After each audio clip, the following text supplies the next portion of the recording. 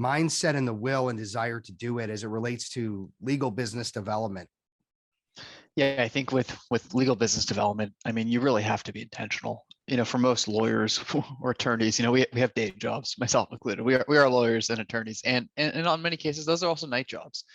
And so finding the time to do it is a challenge. And I think if you're not deliberate about it, and certainly early in my career, I was not at all deliberate about it, and the results or lack thereof reflected that. And what I've Yeah. seen, like you working with a lot of lawyers and attorneys and helping with business development is it's so important, to have someone that holds you accountable. And it's so important to build habits. And you don't want to start with the biggest habits. If you start with those enormous habits, you're not going to do them because something is going to get in the way. That trial, that file, that deal, whatever it is, it's not going to happen. And you really, really got to start small.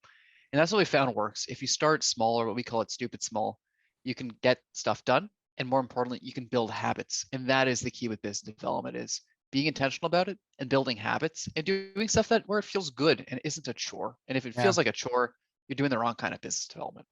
And I think the other piece of it is the mindset, right? That if business development is just a big waste of time and why bother? And I've got other things to do. It's not a priority for me. You know what? It's really never going to get done. Then you're absolutely going to put everything in front of it and you're never going to build that book. And what does it mean to build a book for lawyers today? What's so important about that, Aaron? Yeah, I think it's less about money than it used to be.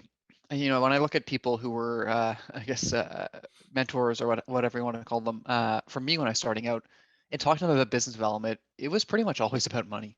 And it's still true. I mean, you make more money if you have your own clients. I mean, I've been lucky enough to grow my book. That's obviously, beneficial financially. But we surveyed a lot of people about this because I was curious. What are people who are looking to grow a book or have a book and looking to grow it bigger? What are they looking for these days? And it's not money, or at least money's not the number one thing. In some cases, it's control at their firm, it's some power, because the Yeah. unfortunate reality is still the people with the bigger books of business get listened to more. But more importantly, it's personal autonomy and it's knowing that there'll always be work for them. They're not dependent on others. They have that control. They have that you know that fear of not having enough, right? Not having Yeah. enough work to do all of that goes away. And then it's also flexibility. Yeah. You can join another firm of the same size. You can start your own firm. You can do what you want and work towards that life that you want. Yeah. And that I think is what so many lawyers today are looking for and missing, which is fulfillment. And the question, of course, becomes how do I get there? How do I get to whatever that vision of success looks like for me in the future? There's a path there. And in many cases, that path involves having clients, and you get clients through business development.